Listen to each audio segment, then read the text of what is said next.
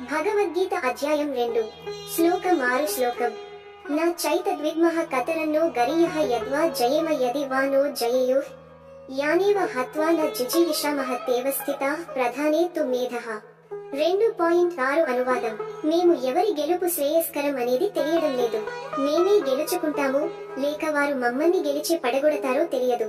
వారిని చంపిన తరువాత బతకాలని మనసు లేని వాళ్లే ఇప్పుడు యుద్ధరంగంలో మా ఎదుట నిలబడి ఉన్నారు.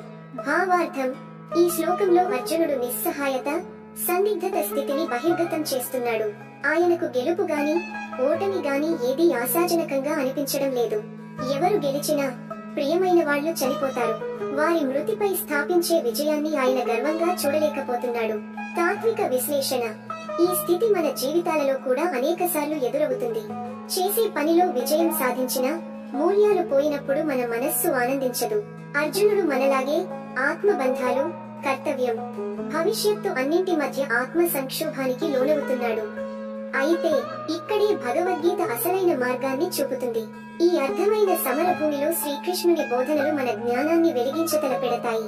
సమాప్తి ఈ శ్లోకం ద్వారా మనలోని మానవత్వం, భయాలు, అసమాధానాలను అర్జునుని వాక్యాల రూపంలో మనమే వినిపించుకుంటాం. శ్రీకృష్ణుడు త్వరలో చెప్పబోయే నిష్కామ కర్మ సిద్ధాంతానికి ఇది ఒక ప్రవేశ ద్వారం. మన జీవన యాత్రలో గీతా బోధనలు చీకటిలో వెలుగులా మారుతాయని ఆశించండి. సబ్స్క్రైబ్ చేయండి, లైక్ చేయండి, కామెంట్ ద్వారా మీ అభిప్రాయం తెలియజేయండి. ధన్యవాదములు. జై శ్రీకృష్ణ.